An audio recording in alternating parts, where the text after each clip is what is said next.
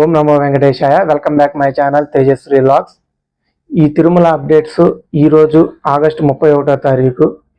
Present free దర్శనం ఎన్ని కంపార్ట్మెంట్లో భక్తులు వేచి ఉన్నారు, ఫ్రీ దర్శనం వాళ్ళకి ఎంతసేపు టైం పడుతుంది, అలాగే ఎస్ఎస్డి టోకెన్స్ పొందిన భక్తులకి ఎంతసేపు టైం పడుతుంది, 300 రూపాయల దర్శనంకి వచ్చిన భక్తులకి ఎంతసేపు టైం పడుతుంది, అలాగే నిన్నటి రోజు స్వామివారిని ఎంతమంది దర్శించుకున్నారు, ఎంతమంది తలనీలాలు ఇచ్చారు, స్వామివారి హుండీ ఆదాయం ఎంత వచ్చింది అని ప్రతి ఒక్క అప్డేట్స్ మీకు ఈ వీడియోలో అయితే తెలియపరుస్తాను.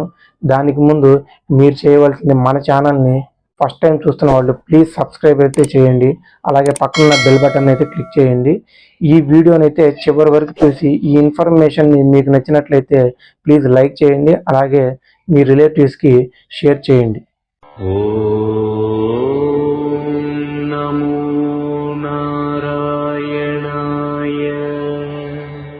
ప్రజెంట్ ఈరోజు మార్నింగ్ అప్డేట్స్.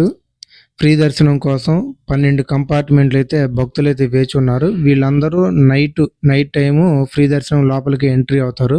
వీళ్ళు రూమ్స్లో ఇప్పుడు వెయిటింగ్లో అయితే 12 కంపార్ట్మెంట్స్లో అయితే వెయిటింగ్లో ఉన్నారు.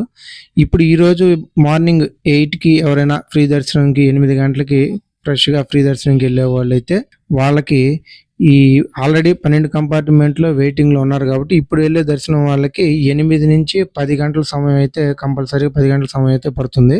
అలాగే ఎస్ఎస్డి టోకెన్లు పొందిన భక్తులు వాళ్ళకైతే 5 అవర్స్ అయితే టైం పడుతుంది. 300 రూపాయల దర్శనం భక్తులకైతే 2 నుంచి 3 గంటల సమయంలో అయితే వాళ్ళకైతే దర్శనం అయితే పూర్తి అయిపోతుంది. నిన్నటి రోజున స్వామివారిని దర్శించుకున్న భక్తుల సంఖ్య అయితే 77,295 మంది స్వామివారిని అయితే దర్శించుకున్నారు. అంటే జనం చూస్తే క్రౌడ్ అయితే ఒక మోస్తరుగానే క్రౌడ్ అయితే మినిమం క్రౌడ్ అయితే ఉంది. మనకి ఒక 60,000 కన్నా తక్కువ ఉంటే భక్తుల రద్దీ చాలా తగ్గినట్టు. మినిమం 70,000 నుంచి 75,000 దాకా ఉంటే ఒక మీడియంగా ఉన్నట్టు. 80,000 దాటితే మటుకి బాగా కొంచెం హెవీ క్రౌడ్ ఉన్నట్టు. మనకి వీళ్ళల్లో అంటే నిన్న దర్శించుకున్న భక్తుల సంఖ్యలో వాళ్ళు 26,779 మంది దాకా తలనీలాలు అయితే స్వామివారికి అయితే సమర్పించారు. ఇక స్వామివారి హుండీ ఆదాయం వచ్చేసి నిన్నటి రోజున 3,92,00,000 స్వామివారి యొక్క హుండీ ఆదాయము. ఈ రోజు అప్డేట్స్ అయితే ఇదండి. సర్వదర్శనం భక్తులు ఎవరైతే ఫ్రీ దర్శనంకి వెళ్తారో వాళ్ళకైతే కంపల్సరీగా అయితే 10 గంటల టైం అయితే పడుతుంది. ఎస్ఎస్డి టోకెన్ పొందిన భక్తులకైతే ఈరోజు మినిమం 5 అవర్స్ అయితే కంపల్సరీగా దర్శనం టైం అయితే పడుతుంది.